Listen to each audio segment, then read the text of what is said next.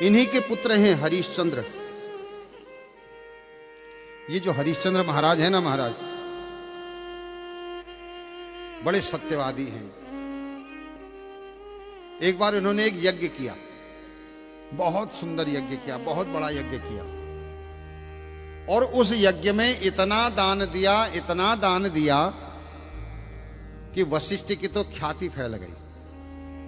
अच्छा, आपसे एक बात बताऊं, जजमान ऐसा मिल जाए जो खूब देने वाला हो तो भी फिर पंडित जी की वाह तो हो ही जाती है। तो ऐसी कीर्ति फैली महाराज, ऐसा सोना चांदी हीरा जवाहरात दिया था राजा हरिश्चंद्र ने वशिष्ठ को कि एक दिन स्वर्ग में मुलाकात हो गई वशिष्ठ की विश्वामित्र से। तो विश्वामित्र ने कहा, वशिष्ठ जी क्या बात, आजकल बड़े चमक रहे हो, बड़ा सोना चांदी हीरा जवाहरात सब लेके बड़े। कौन जजमान था जिसने इतना बड़ा यज्ञ करवा दिया, इतनी दक्षिणा दे दी आपको? अच्छा, एक स्वभाव भी होता है ब्राह्मणों का, जो जजमान दक्षिणा मोटी दे दे उसकी बड़ाई तो भैया खूब ही कर देते हैं। फिर तो महाराज फिर देखो क्या उसके। हाँ, अब वशिष्ठ जी ने ऐसी बड़ाई करी, बोली महाराज सत्यवादी है, धर्मात्मा है, ऐसी ऐसी बड़ाइयां करी महाराज हरिश्चंद्र की। विश्वामित्र बोले समय आने पर बताऊंगा कितना बड़ा सत्यवादी है, क्योंकि विश्वामित्र जी तो खुंदक खा के बैठे थे हरिश्चंद्र से।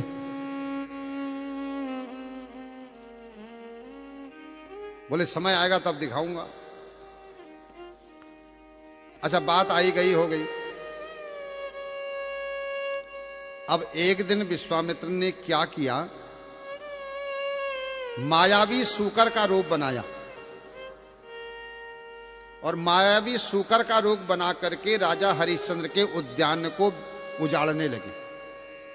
अच्छा देखिए, कथा थोड़ा ध्यान से सुनिएगा, कितनी जल्दी करवट लेता है समय देखिए। राजा हरिश्चंद्र के उद्यान को जब वह सुअर के रूप में आकर के उजाड़ने लगे। अच्छा, ये विश्वामित्र खुंदक क्यों खाते हैं पता है आपको? क्योंकि जड़ का भी पता लग जाए। कई लोग सोचेंगे भाई क्यों खुंदक खा रहे हैं खाली बेमतलब में। इसलिए खुंदक खाते हैं क्योंकि राजा हरिश्चंद्र ने अपने शरीर को बचाने के लिए एक ब्राह्मण के पुत्र का बलिदान देना चाहा। अब जन्मेजय ने कहा, महाराज पहले इसी को सुनाओ, अब ये क्या है मामला। तो कहते हैं राजा हरिश्चंद्र की कोई संतान नहीं हुई। संतान प्राप्ति के लिए उसने वरुण देवता की साधना करी वशिष्ठ के कहने पर। तो वरुण देवता आए तो सही। वरुण देवता बोले, एक बात बताओ, तुमको मैं बेटा दूंगा, तुम मुझे क्या दोगे? ये जो देवता होते हैं ना, स्वार्थी होते हैं। अच्छा, ये कथा आपको और मुझे भी एक शिक्षा देने वाली है। आप अपने लिए कुछ चाहो, उसके बदले में देवता को कभी वचन मत दे देना, मैं ऐसा करूंगा, अगर ऐसा हो गया। क्योंकि राजा हरिश्चंद्र से यही गलती हुई। इसने कहा मुझे बेटा चाहिए, तो वरुण देवता बोले बदले में मुझे क्या दोगे? तो राजा हरिश्चंद्र ने कहा आपको क्या चाहिए? बोले जो बेटा मैं दूंगा तो उसका बलि मुझे देगा। अब राजा हरिश्चंद्र ने सोचा बेटा तो है ही नहीं और होने की उम्मीद भी नहीं है, चलो निसंतान मरने से तो अच्छा है संतान हो तो जाए। उस समय हां कह दिया। अच्छा, वरुण देवता की कृपा से इनकी पत्नी जो शैव्या थी वो गर्भवती हो गई। 1 साल के बाद बच्चे को भी जन्म दे दिया। और जब रोहित का जन्म हुआ, राजा पुत्र मुखम दृष्ट्वा सुखमापा महतरम नमाश्च रोहितश्चेति चचकार विधि पूर्वकम। राजा ने जात कर्म संस्कार, नामकरण संस्कार कर दिया, रोहित नाम रख दिया। वरुण देवता आ गए, नामकरण होते ही बोले, राजन तुमने कहा था बेटी की बलि दूंगा, कब दे रहे हो? 2 बलि। जैसे ही 2 बलि कहा ना महाराज, राजा ने कहा महाराज अभी तो बाप शुद्ध हुआ है, माँ तो 1 महीने में शुद्ध होती है, तब आना। माताएं 1 महीने में शुद्ध होती है बच्चा होने के बाद। हमारे यहां मानते हैं 22 दिन में, इसलिए बैसोला होता है। ये जो बैसोले का पाठ होता है ना, उस दिन मां शुद्ध हो जाती है। ठीक हो गया, कोई बात नहीं, 1 महीने बाद आ जाएंगे। वरुण देवता चले गए, 1 महीने बाद फिर आ गए। जैसे ही बैसोले का पाठ हुआ, राजन वचन निभाओ। राजा ने अब 1 महीना जिस पुत्र के साथ राजा रहा होगा या कोई भी बाप रह लेगा, सच बताओ उसका बलि दे सकता है? तो राजा फिर टालते हुए बोला, महाराज अभी अन्नप्राशन नहीं हुआ है। अब जब तक अन्नप्राशन ही ना हो तो खट्टे मीठे का ज्ञान ही नहीं है, तो ऐसे की बलि नहीं दी जाती। वरुण देवता बोले ठीक है कोई बात नहीं, चलो 1 महीना और सही, 6 महीने और सही। अब जैसे ही अन्नप्राशन करा दिया, वरुण देवता फिर आ गए, बोले राजन अब। राजा हरिश्चंद्र बोले महाराज जब तक यज्ञोपवीत संस्कार नहीं होता तब तक जीव शूद्र होता है, उसका यज्ञोपवीत संस्कार करके मुझे द्विज तो बनाने दीजिए। बोले कोई बात नहीं। फिर वरुण देवता चले गए।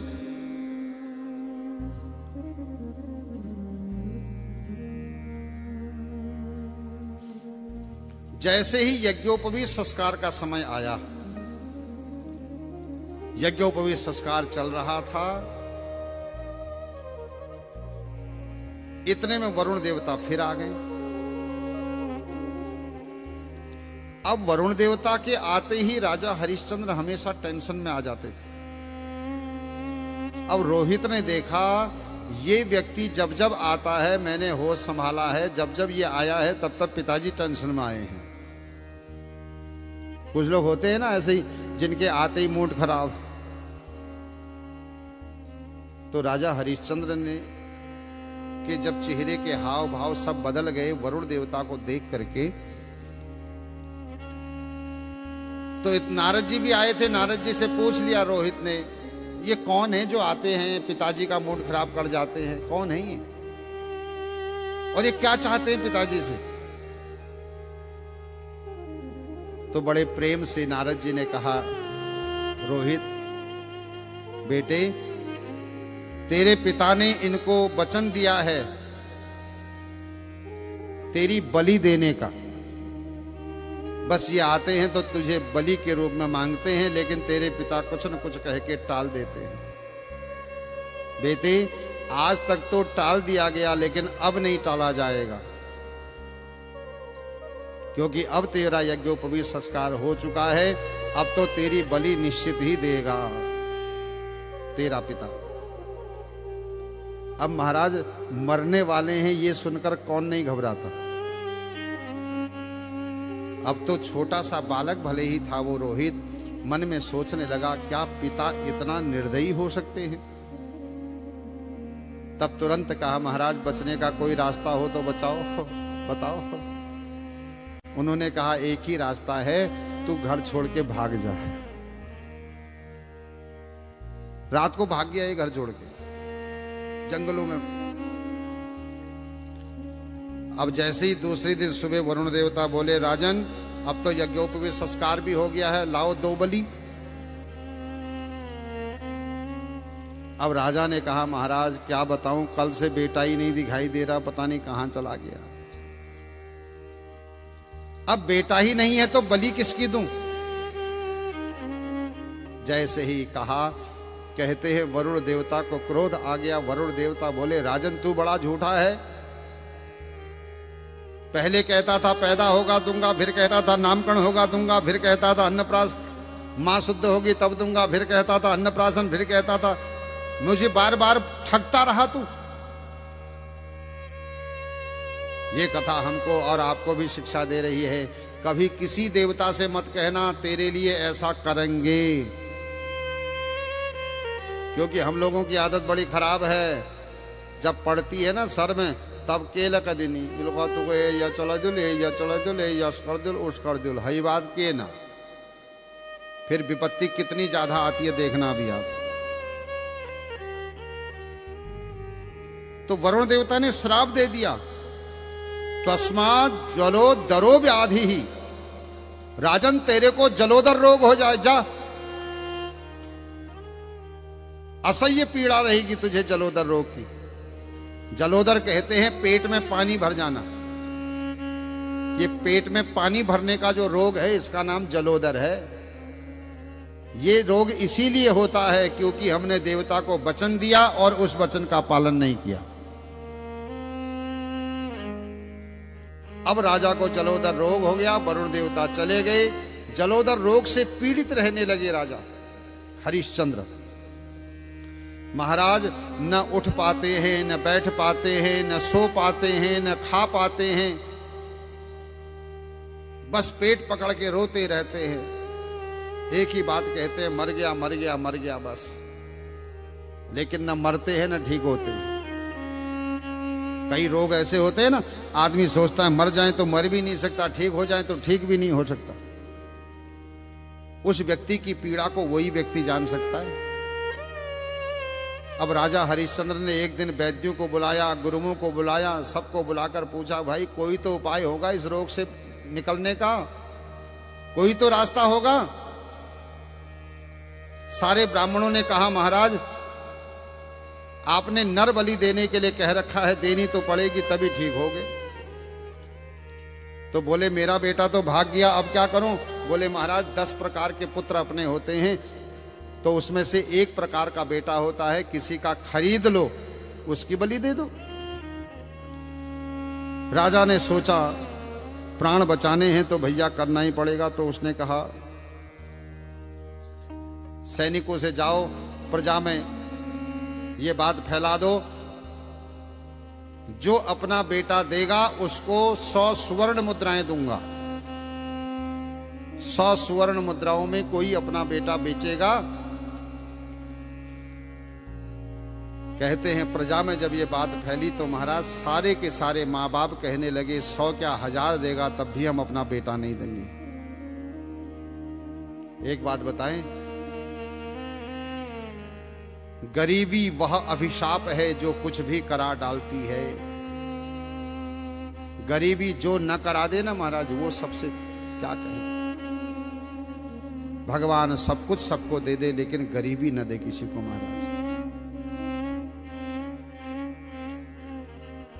उसी राजा के राज्य में एक ब्राह्मण रहता था अपने परिवार के साथ। अजीगर तो द्विजः कश्चे विषये तस्य भूपते तस्यासश्च त्रयः पुत्रा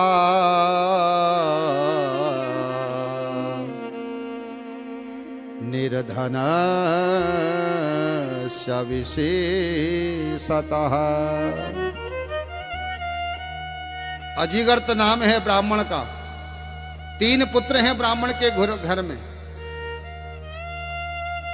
इतनी निर्धनता है कि 4 दिन से घर में एक अन्न का दाना नहीं पका। सारा परिवार भूख से तड़फ रहा है,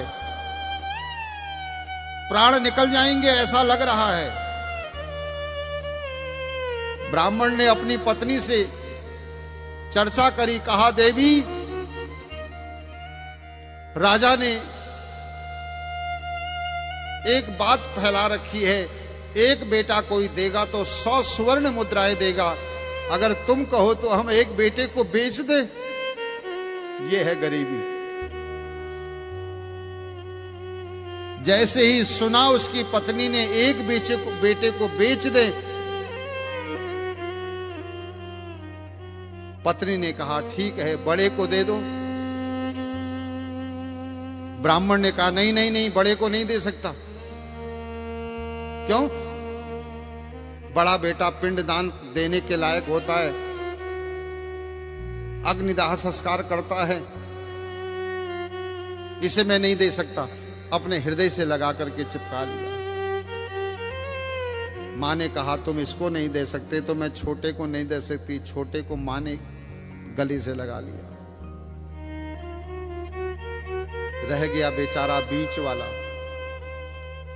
इसीलिए हमारे यहाँ कहते हैं बड़ा बेटा बाप को, छोटा बेटा माँ को, बीच वाला भगवान को ही प्यारा होता है। बीच वाला देखता रहा माँ की ओर, माँ मुझे मत छोड़। मानो पिता से कहता है पिताजी मेरे को मत बेचो। कौन सुनने वाला है आज? कहते हैं बाप ने बीच वाले का हाथ पकड़ा, लेकर के चल दिया। जैसे बलि के लिए पशु को बांध कर ले जाते हैं, ऐसे ही आज अपने पुत्र को पकड़ कर ले जा रहा है। बेटा रो रहा है, पिताजी न करो न करो न करो।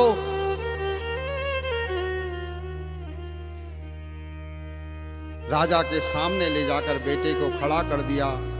राजन ये रहा मेरा बेटा, आपने कहा था 100 स्वर्ण मुद्राएं दूंगा, इसे आप ले लो, मुझे 100 स्वर्ण मुद्राएं दे दो। मेरे घर में अन्न धन कुछ नहीं है, मेरे कुछ दिन का खर्चा चल जाएगा। कहते हैं महाराज राजा ने मुद्राएं दी हैं। फिर एक उसको नहलाया धुलाया। जैसे ही वरुण देवता के सामने बलि के लिए रखा गया, बेचारा आंख से मोटे मोटे आंसू फेंक रहा है, रो रहा है, तड़फ रहा है, विलाप कर रहा है।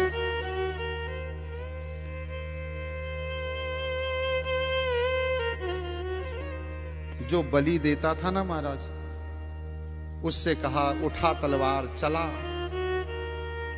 लेकिन आज उस मासूम की स्थिति को देख करके जल्लाद भी बोल पड़ा, राजन मैंने आज तक बहुतों को मारा है, लेकिन इसको मैं नहीं मार सकता। हाथ से तलवार गिर गई उसकी। मैं इतना भी निर्दयी नहीं हूं राजन, मुझसे ये नहीं होगा। राजा ने कह दिया जो इसके ऊपर तलवार चलाएगा 1000 सुवर्ण मुद्राएं दूंगा। ये लोभ क्या नहीं कराता महाराज? लोभ के कारण लोग बच्चे बेच देते हैं, बच्चों को मार देते हैं। लेकिन सारी प्रजा में से कोई नहीं आया महाराज उसको मारने, कोई नहीं आया। कहते हैं अंत में अजीगर्थ के कान में यह बात पड़ गई, बाप के कान में। बाप ने सोचा एक बेटे को मारकर अगर परिवार बच सकता है तो बचाऊंगा, मैं ये निंदनीय कर्म भी करूंगा। लेकिन मुझे बच्चे बचाने हैं, परिवार बचाना है, पत्नी बचानी है अपनी। एक पति अपने परिवार को बचाने के लिए क्या नहीं कर देता महाराज कभी कभी। लेकिन हम कहते हैं ना क्या करते हैं आप? कौन बाप ऐसा होगा बताओ जिसने पहले बेटे को बेचा हो? अब आया राजा के सामने, कहा राजन मैं मारूंगा, क्या तुम स्वर्ण मुद्रा दोगे 1000? लोभस्य पाप कारणम। तलवार उठाई, अपने ही बेटे के ऊपर तलवार चलाने के लिए तैयार हो गया अजीगरताज। कहते हैं महाराज इतने में विश्वामित्र आए। विश्वामित्र ने कहा अरे राजन क्या कर रहे हो? अपने को बचाने के लिए एक छोटे से बच्चे का बलिदान कर रहे हो। तुम्हें शर्म नहीं आती? तुम्हें लज्जा नहीं आती? तुम्हारे हृदय में ममता है कि नहीं है? आज राजा हरिश्चंद्र कहता है विश्वामित्र से, महाराज अपना ज्ञान अपनी झोली में रखो, मेरा जीवन बर्बाद हो रहा है, मैं दर्द से मर रहा हूं, आपको इसकी पड़ी है?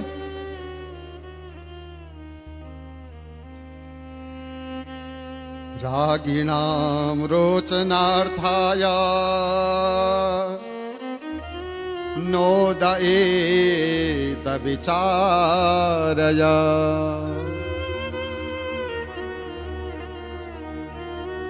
आत्मदेहस्य रक्षार्थं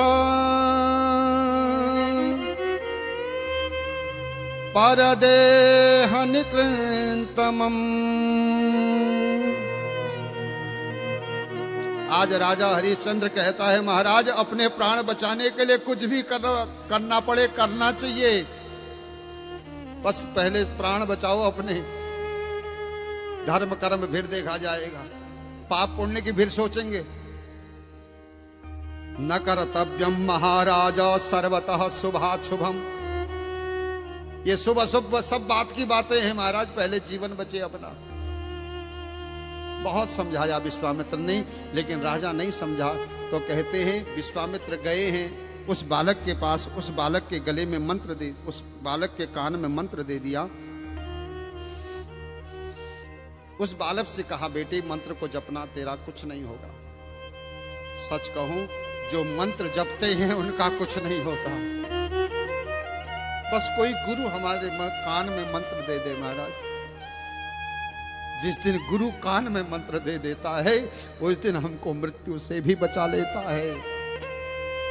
हमें मरने नहीं देता उस दिन, वो हमें तरने का साधन बता देता है। वरुण देवता का मंत्र जैसे ही कान में दिया, अब वह बालक उस मंत्र को जपने लगा। अजगर आगे आया नंगी तलवार लेकर के, अपने पुत्र को देख करके रो भी रहा है, साथ में विधाता से क्षमा भी मांग रहा है। हे विधाता, कैसी परिस्थिति बना दी तुमने आज हमारी।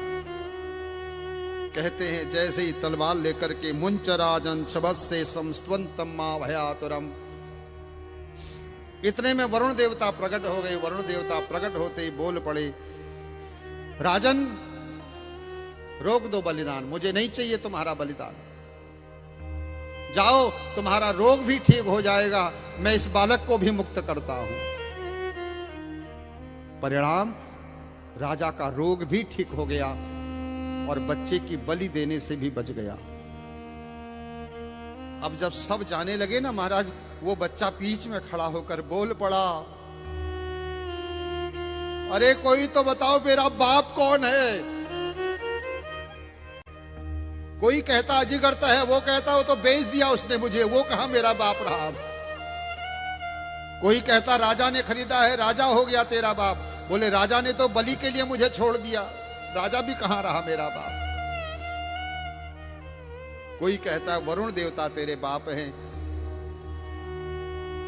तब वरुण देवता कहते नहीं नहीं, ये विश्वामित्र का बेटा है। क्यों?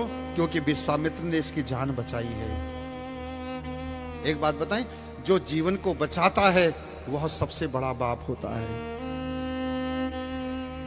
अन्नदाता भयत्राता तथा विद्या प्रदश्च यः तथा पितश्च प्रदश्चैव पंचेते पितर स्मृता। 5 पिता कहे हैं शास्त्रों ने हमारे, अन्नदाता भयत्राता विद्या प्रदश्च यः। अन्न देने वाला, भय से बचाने वाला, विद्या देने वाला, मंत्र देने वाला और अभय को प्रदान करने वाला, ये पिता है हमारे। तब कहते हैं विश्वामित्र ने उस बालक का हाथ पकड़ा और कहा, बेटे तू मेरे साथ चल। विश्वामित्र उस बालक को लेकर के चल दिए। बस यही बात है, विश्वामित्र राजा हरिश्चंद्र से बदला लेना चाहते हैं। मैंने समझाया फिर भी नहीं समझा मेरी बात। और वशिष्ठ से जब बड़ाई सुनी ना, वो तो दानी है, सत्यवादी है, तो विश्वामित्र ने सोचा परीक्षा लूंगा। बस उसी परीक्षा को लेने के लिए विश्वामित्र आज मायावी सूकर का रूप बनाकर आए हैं। राजा हरिश्चंद्र के उद्यान को बिगाड़ने लगे। सेना आई, सेना को मार दिया उस सुअर ने। तब राजा हरिश्चंद्र स्वयं धनुष पर बाण चला करके आए हैं। वह मायावी सुअर राजा हरिश्चंद्र को जंगल से जंगल, जंगल से जंगल, जंगल से जंगल होते हुए बहुत दूर ले गया। ऐसे भयानक जंगल में ले गया जहां रास्ता ही भटक गए राजा हरिश्चंद्र। भूख और प्यास से पीड़ित होने लगे।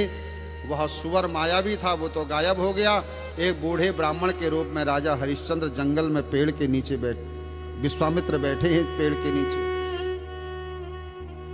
उनके पास राजा हरिश्चंद्र पहुंच गया। बोला, महाराज मैं रास्ता भटक गया हूं, मैं राजा हरिश्चंद्र हूं, मुझे रास्ता दिखाओ। बूढ़े ब्राह्मण के रूप में बैठे थे तो उन्होंने कहा, राजन रास्ता तो मैं दिखा दूंगा, लेकिन मेरी बेटी का ब्याह है आज और मेरे पास कुछ उसको दहेज देने के लिए नहीं है। पहले तुम ये बताओ तुम उसके लिए क्या कर सकते हो।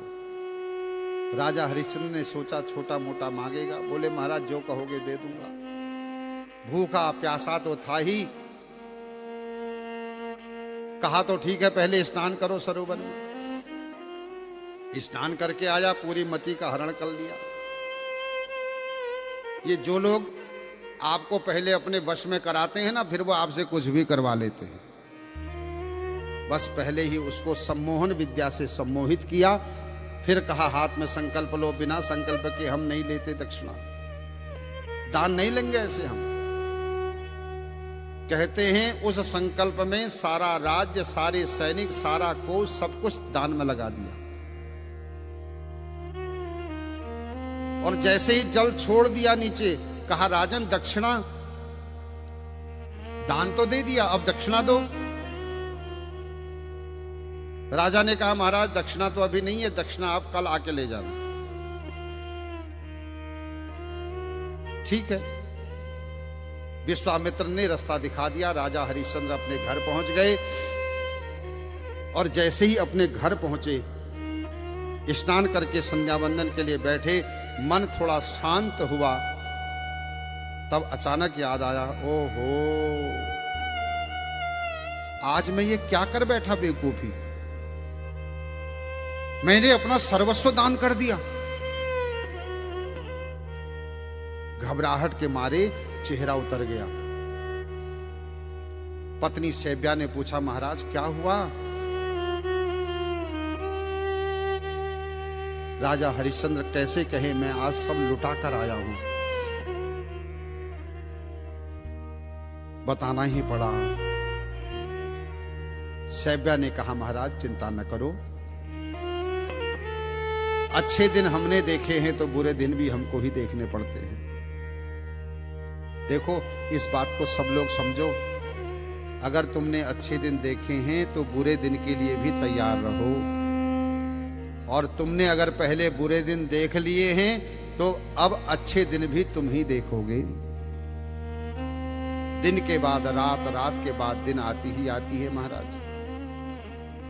कभी ये न समझिएगा अच्छे ही अच्छे दिन रहते हैं। किसी के अच्छे दिन नहीं रहे हमेशा, न किसी के बुरे दिन रहे हमेशा।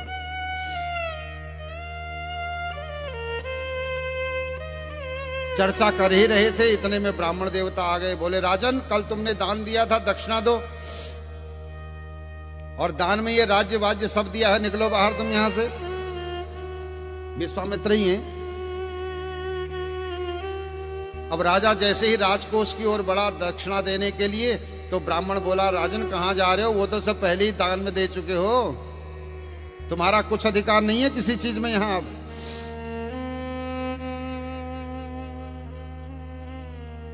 अब राजा हरिश्चंद्र बड़ा घबराया। बोले, महाराज दक्षिणा कहां से दूं, कुछ है ही नहीं। ब्राह्मण बोल पड़ा, अगर दक्षिणा नहीं दोगे तो तुम्हारा दान का फल भी निष्फल हो जाएगा। अच्छा ये बात आप सब लोग देखिए, दान के बाद दक्षिणा अवश्य देनी चाहिए। जो लोग दान देते हैं दक्षिणा नहीं देते, उनके दान का फल भी उनको नहीं मिलता। दान अलग वस्तु है, दक्षिणा अलग वस्तु है।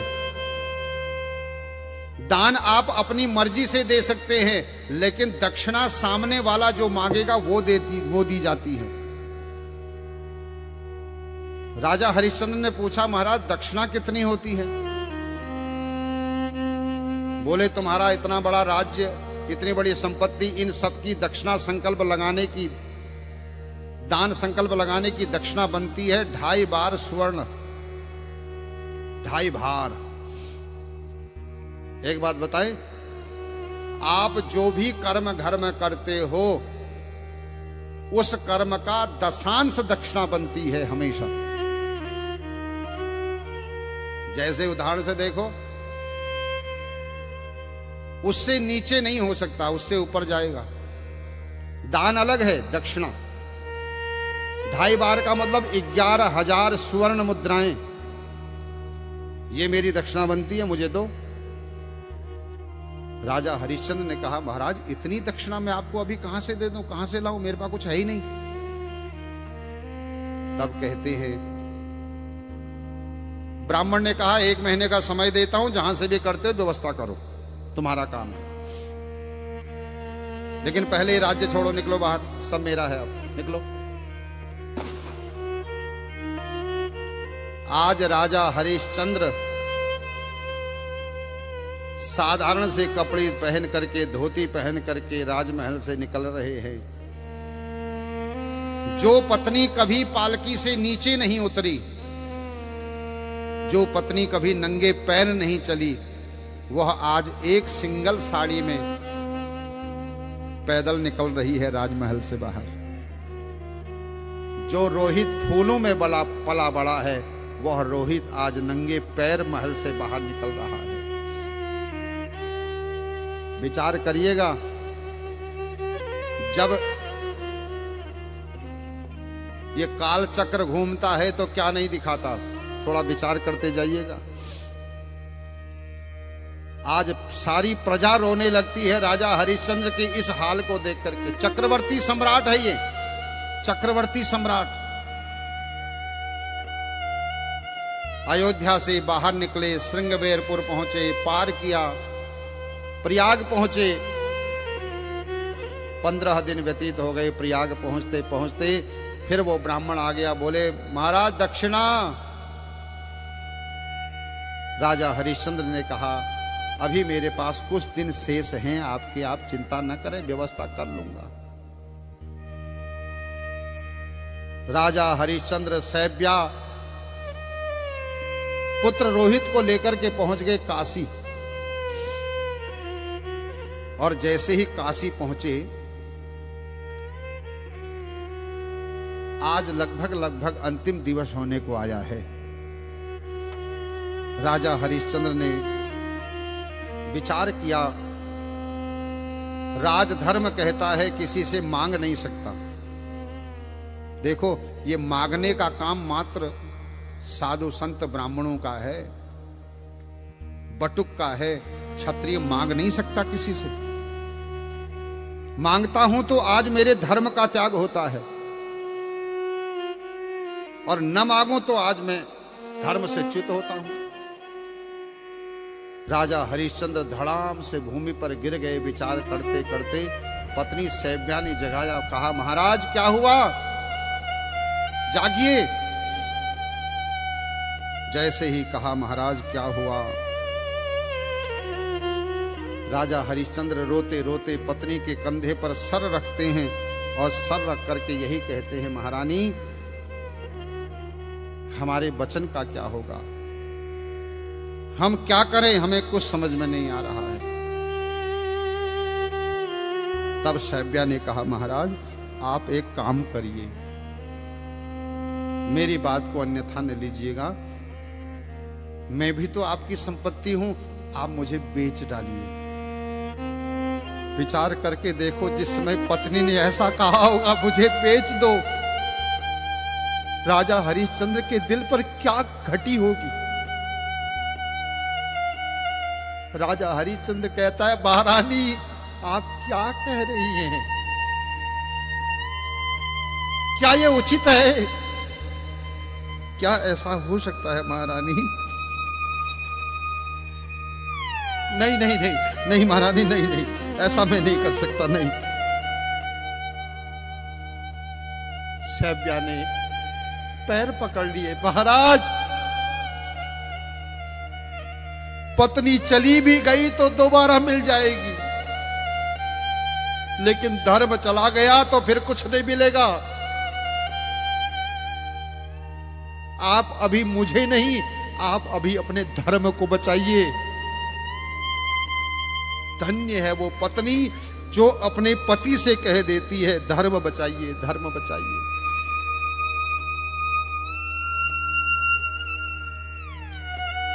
महाराज जैसे तैसे खड़े हुए रोते रोते आज वाराणसी की गली में आवाज लगा रहे, अरे किसी को काम करने वाली की आवश्यकता है, मैं अपनी पत्नी को बेच रहा हूं, कोई है खरीदार तो ले लो, ले लो, ले लो, कोई ले लो। जो लोग निकल रहे थे ना अगल बगल से, वो बोलने लगे, अरे शराबी होगा, शराबी जुआरी होगा, पत्नी को बेच के जुआ खेलेगा, शराब पिएगा। जैसे ही सुना है ना महाराज सैब्या से बोले, महारानी देखो लोग मुझे शराबी कह रहे हैं, मुझे जुआरी कह रहे हैं, देखो देखो परिस्थितियां क्या नहीं करा देती महाराज, परिस्थिति क्या नहीं करवा देती। आज सैब्या रोती है, कहती है महाराज जो जो कह रहा है कहने दो, किसी की बात पर ध्यान मत दो आप। महाराज अगर आप इनकी बात पर ध्यान देने लगोगे तो अपने धर्म को कैसे बचाओगे। कहते हैं महाराज कोई नहीं आया खरीदने के लिए। फिर वही विश्वामित्र ब्राह्मण, बूढ़े ब्राह्मण का रूप लेकर आए, ए दासी बेच रहा है। रानी को जब दासी शब्द से सुना, महाराज के हृदय पर मानो छूरा चल गया महाराज, लेकिन क्या नहीं करता। बोले हाँ हाँ, कितने लेगा?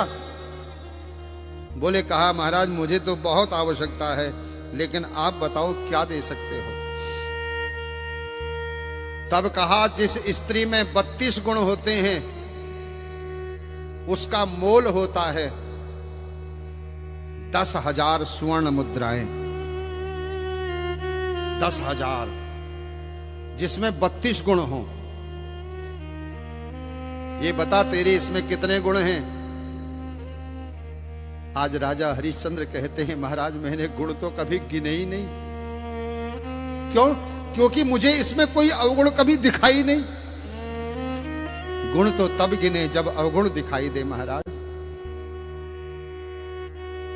तब कहते हैं उसने कहा ठीक है मैं दे रहा हूं तुझे 10,000 स्वर्ण मुद्राएं। 10,000 स्वर्ण मुद्राएं दी राजा को, और राजा के सामने ही महारानी सैब्या का हाथ पकड़ करके घसीट करके ले जाने लगा। सैब्या जमीन पर गिर गई महाराज। घसीटता हुआ ले जा रहा है, लेकिन राजा हरिश्चंद्र आज कुछ नहीं कर पाते। बच्चा रोने लगा, माँ माँ तू कहां जा रही है, रुक जा मैं भी चलता हूं। राजा हरिश्चंद्र अपने बच्चे का वह तड़फ नहीं देख पाए। बोले कहा महाराज एक काम करो, गाय के संग तो बछड़ा जाता ही है ना, इसे भी ले जाओ।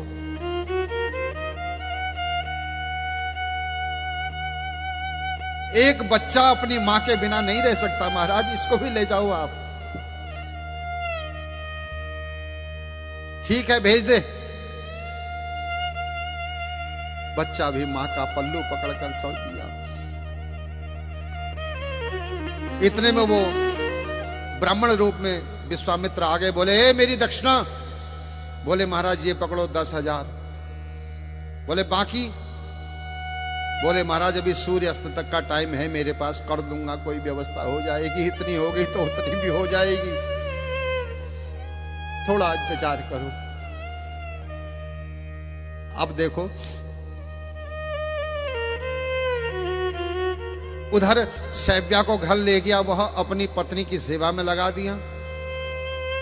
सुबह से लेकर के शाम तक काम करवाता है, विश्राम करने नहीं देता, भरपेट खाना नहीं देता। मां बेटे को मिलने ही नहीं देता महाराज कभी। सैब्या बेचारी दूर दूर से अपने बच्चे को देख करके जी रही है।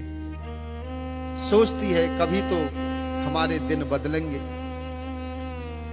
कभी तो अच्छे दिन आएंगे। ऐसे ही अपने दिनों को काट रही है। उधर राजा हरिश्चंद्र आज बनारस की गलियों में अपनी पत्नी और अपने बच्चे से अलग होकर के फिर आवाज लगाता है, अरे किसी को नौकर की जरूरत हो, दास की जरूरत हो तो खरीद लो। इतने में एक चांडाल आया जो शमशान का मालिक था। उसने कहा, भाई मुझे जरूरत है सेवक की, तू बिकने को तैयार है? राजा हरिश्चंद्र ने जब उसका भेष देखा तो बोला, बिकने को तैयार हूं, लेकिन इतना भी गया गुजरा नहीं हो कि तेरे हाथों बिक जाऊं। अभी इतने भी बुरे दिन नहीं आए मेरे। इतने में वो ब्राह्मण फिर पे खड़ा हो गया। ब्राह्मण बोला, ए जब वो खरीदने को तैयार है तो बिकता क्यों नहीं? राजा हरिश्चंद्र ने कहा, महाराज एक काम करो, मुझे आप खरीद लो, जो कहोगे वो करूंगा, लेकिन बस इतना कह दो तेरी दक्षिणा पूरी हो गई। इतना कहना मात्र था महाराज। कहते हैं ब्राह्मण ने हाथ पकड़ा, कहा, जा तेरी दक्षिणा पूरी हो गई, तुझे मैंने खरीद लिया। और हाथ पकड़ करके चांडाल को हाथ पकड़ाते हुए कह दिया, बची हुई दक्षिणा तू मुझे दे दे, ये आज से तेरा हो गया। अब चांडाल राजा हरिश्चंद्र का हाथ पकड़ के ले गया, हाथ में लाठी दे दी, एक काला कंबल दे दिया, बोले जा शमशान की चौकीदारी कर, मुर्दों को जला। राजा हरिश्चंद्र ने कहा, महाराज मुझसे ये नहीं होगा, इन हाथों ने दिया है, कभी लिया नहीं है, मांगा नहीं है। ये हाथ देना जानते हैं, ये हाथ किसी से लेना नहीं जानते, और वो भी उनसे मांगो जिनका अपना कोई मरा है, और मैं उनसे कर मांगू, ये कदापि नहीं हो सकता। महाराज माफ कर दो, नहीं होगा। कहते हैं 4 दिन तक राजा हरिश्चंद्र को एक कमरे में बंद किया गया, खूब मारा गया, भोजन पानी सब बंद कर दिया। 4 दिन के बाद जब दरवाजा खोल के देखा तो राजा हरिश्चंद्र न उठ पा रहे हैं, न बोल पा रहे हैं। वो आया, लाठी मार के बोला, करेगा नहीं करेगा? तुझे खरीदा है मैंने। उन्होंने प्राण बचाने के लिए वो काम करना भी स्वीकार कर लिया जो वो कभी नहीं चाहते थे। देखो कभी कभी ऐसा ही होता है, जो हम नहीं चाहते वह भी हमको करना पड़ता है। आज राजा हरिश्चंद्र शमशान में जलती हुई चिताओं से कर लेते हैं, मुर्दों को जलाते हुए समय व्यतीत करते हैं। पूरा शरीर काला हो गया धुएं से, बाल की जटाएं बन गई। कोई अब उन्हें देखकर पहचान नहीं सकता कि ये वही राजा हरिश्चंद्र है जो अयोध्या के चक्रवर्ती सम्राट है। एक दिन चौकीदारी करते करते बच्चे की और पत्नी की याद आ गई, रोने लगे। मेरी पत्नी मेरा बेटा न जाने कहां होगा, किस हाल में होगा, क्या कर रहा होगा। अच्छा देखो उधर पत्नी के क्या हाल चल रहे हैं, देखो आप उधर। बेचारी सुबह उठती है, दिन भर कार्य करती है, झाड़ू पोछा कपड़ा धोना सब करती है, भोजन बनाना बर्तन मलना, रात को चरण दबाती है, सोने नहीं देता वो उसे ढंग से। ऐसे करते करते बहुत वर्ष व्यतीत हो गए। आंखों के नीचे कालापन आ गया, चेहरा पूरा डल हो गया, शरीर कृश हो गया।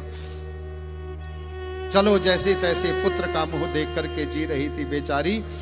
एक दिन उसका बेटा अपने मित्रों के संग खेल रहा था और खेलते खेलते दिन में सर्प ने उसको डस दिया और बेचारा मर गया। और जब वो मरा ना, उसके मित्रों ने आकर कहा, दासी दासी तेरे बेटे को सर्प ने डस लिया, वो मर गया। बेचारी काम कर रही थी, काम छोड़कर जाने लगी, पीछे से बोल पड़ा मालिक, ए चल दुष्टा कुलटा कहां जा रही है, घर का काम कर।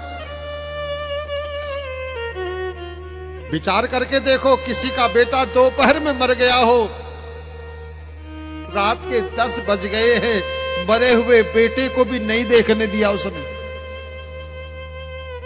रात को जब चरण दबाने के बाद रोते रोते कहती है, मालिक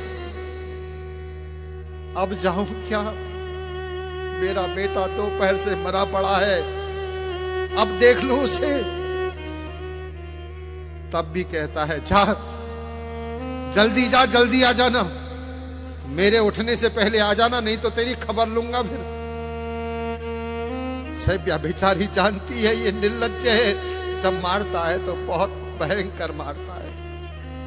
अगर इसके जगने से पहले नहीं आई, बेटा तो मर ही गया, मैं भी मर जाऊंगी। आज दौड़ी दौड़ी गई है उस स्थान पर जहां रोहित पड़ा है। आज रोहित को जल्दी जल्दी बाजी में उठाया, अपने हृदय से लगाया और अपने हृदय से लगा करके रोते हुए कहती है, बेटे तू भूल गया रे माँ का प्यार, मगर तेरी माँ नहीं भूली। तू भूल गया माँ का प्यार, मगर तेरी नहीं भूली। तू भूल गया रे माँ का प्यार, मगर तेरी माँ नहीं भूली। तू भूल गया रे माँ का प्यार, मगर तेरी माँ। एक माँ की करुण वेदना सुनिए शब्दों में। बचपन में दिया जो दुलार, बचपन में दिया जो दुलार, वो तेरी माँ नहीं भूली। तू भूल गया रे माँ का प्यार, मगर तेरी माँ नहीं भूली।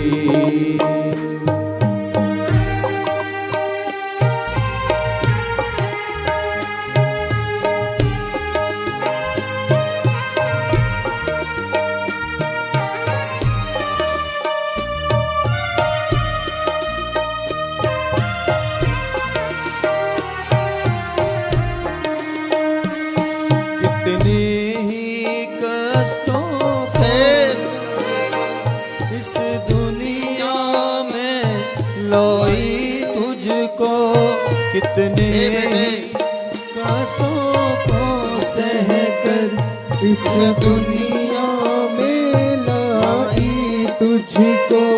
अच्छी बुरी जग की सब बातें माने ही समझाई तुझको।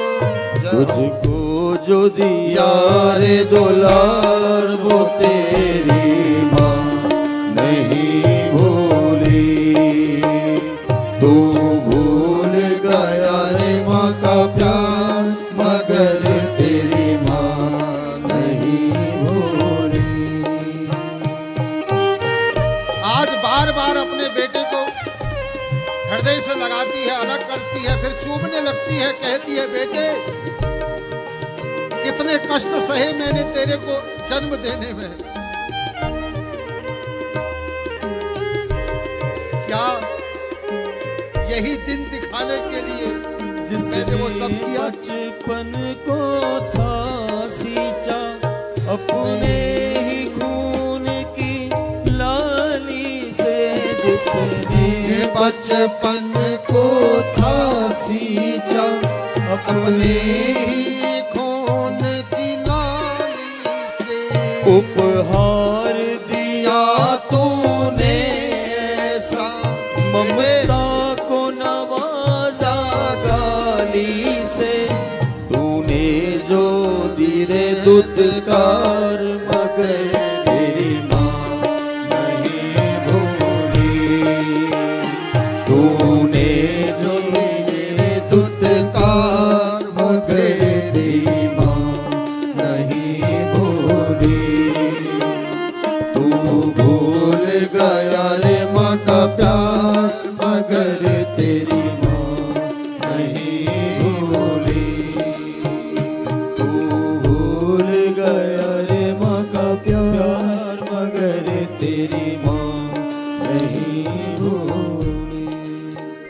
आज रोते रोते सैव्या कहती है, बेटे मैंने खून सींच करके खून तुझे पाला पोसा, क्या नहीं सहा तेरे लिए मैंने।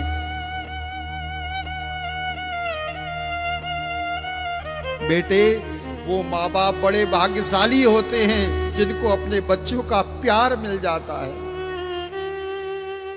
माँ बाप तो बच्चों को प्यार करते ही हैं, लेकिन जो माँ बाप अपने माता पिता को प्रेम करते हैं वो बड़े किस्मत वाले होते हैं।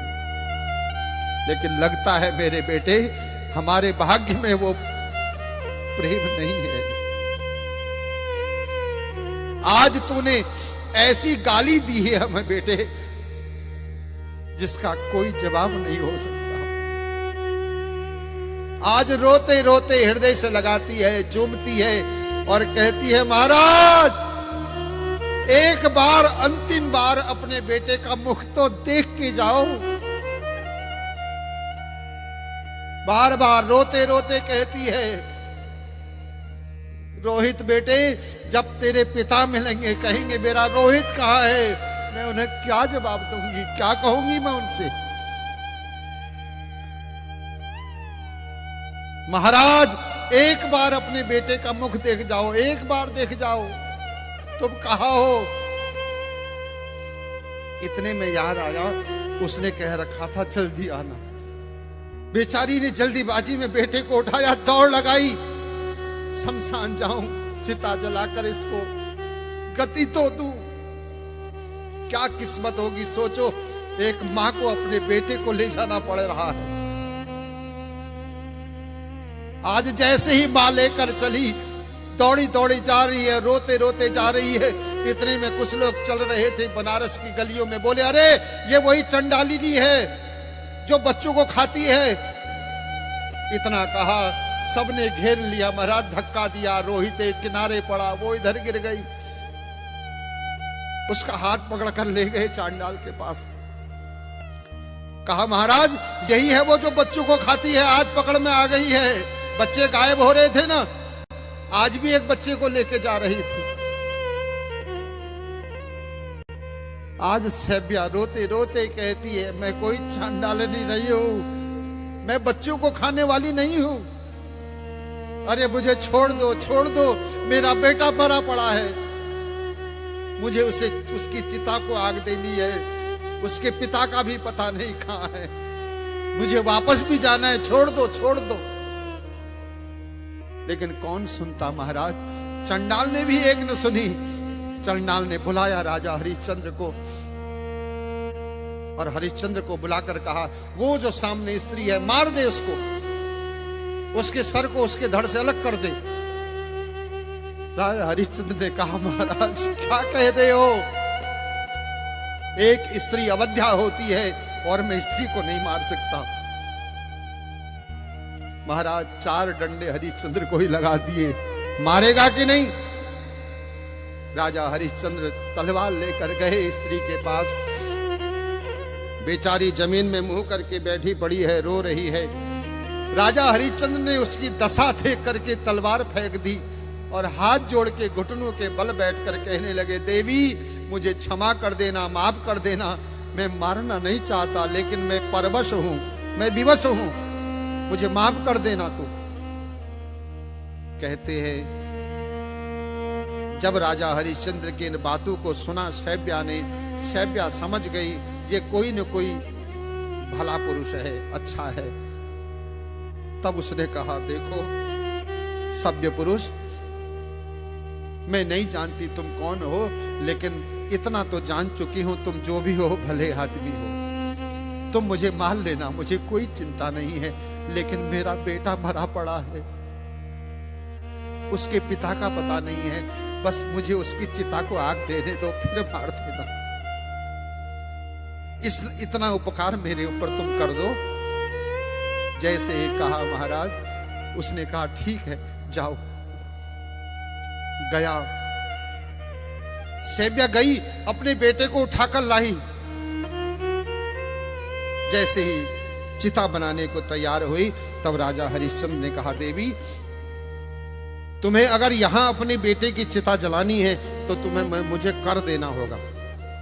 बिना कर दिए मैं तुम्हारे बेटे को नहीं चलाने दूंगा। क्यों? क्योंकि मेरे को आदेश है ऐसा। तब कहते हैं महाराज,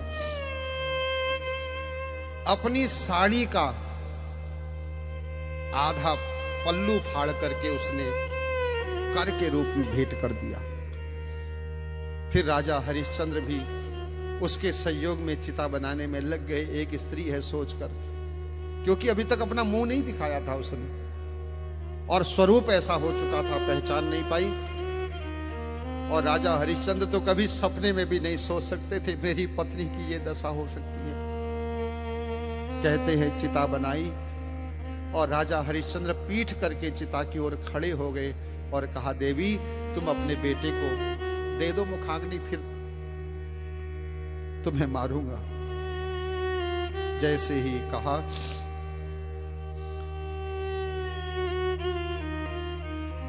चिता के ऊपर रोहित को लेटाया और लेटा करके अंतिम बार अपने पति को याद करके कहने लगी,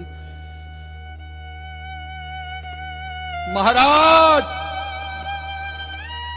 अगर आप मेरी आवाज सुन रहे हो तो आपसे निवेदन है, एक बार अंतिम बार अपने बेटे का मुख देख जाओ।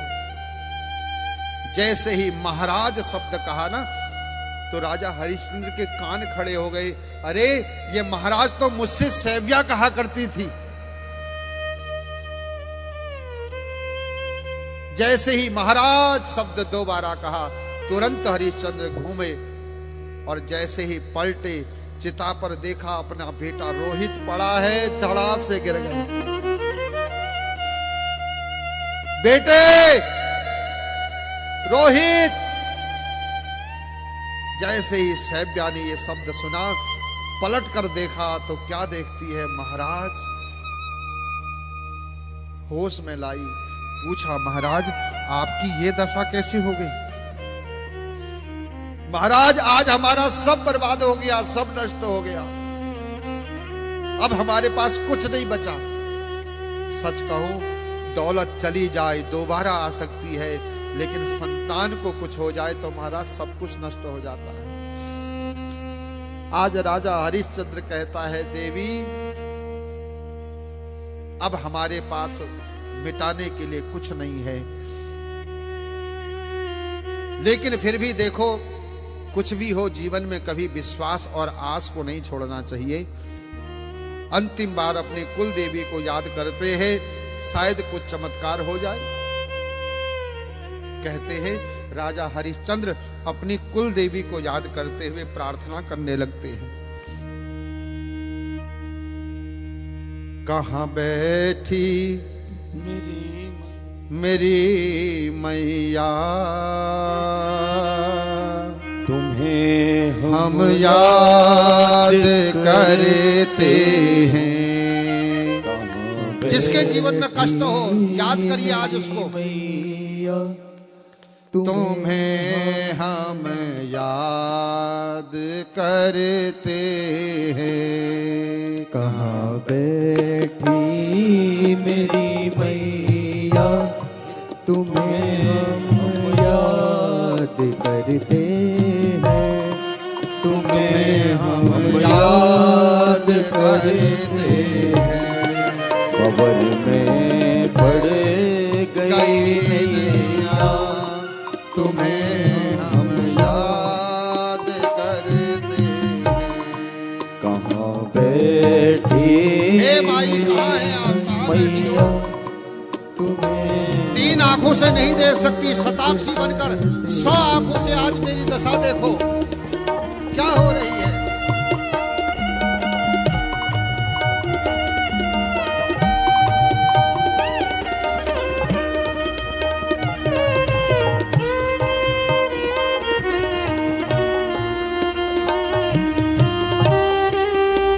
आज मेरी नैया भंवर में है मेरी माँ,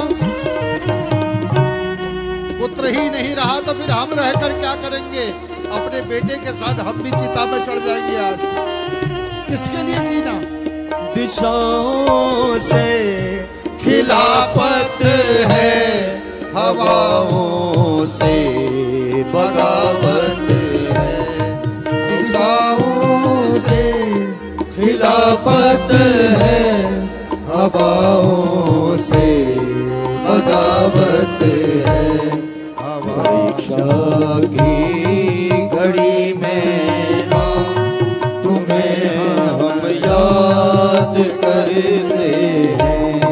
परीक्षा की घड़ी में तुम्हें हम याद करते हैं। कहाँ बैठी मेरी मैया तुम्हें हम याद करते हैं।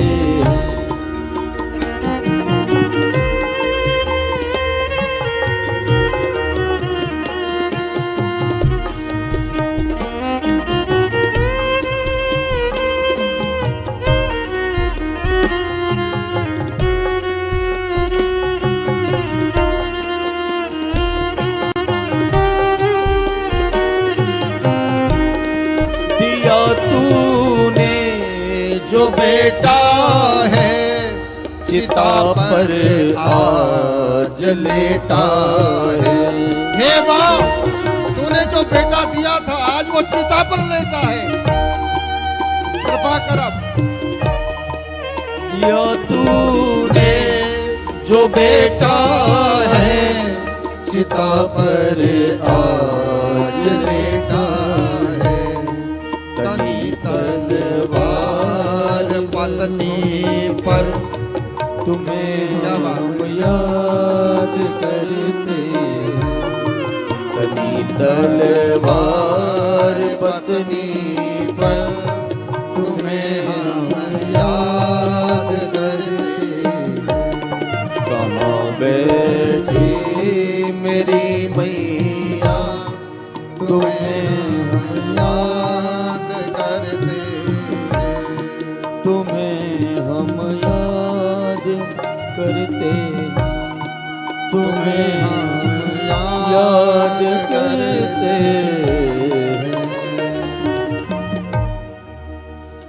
जैसे ही राजा हरिश्चंद्र ने अपनी कुल देवी को याद किया, मां आप कहां बैठी हैं?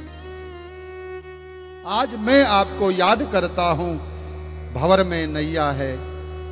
एक बात कहूं, जब मां को याद किया ना राजा हरिश्चंद्र ने, डूब करके सारे देवता घबरा गए। सारे देवता घबरा कर वहां एक साथ प्रकट हो गए। बोले भैया अगर वो आ गई तो पता नहीं क्या हो जाएगा। सारे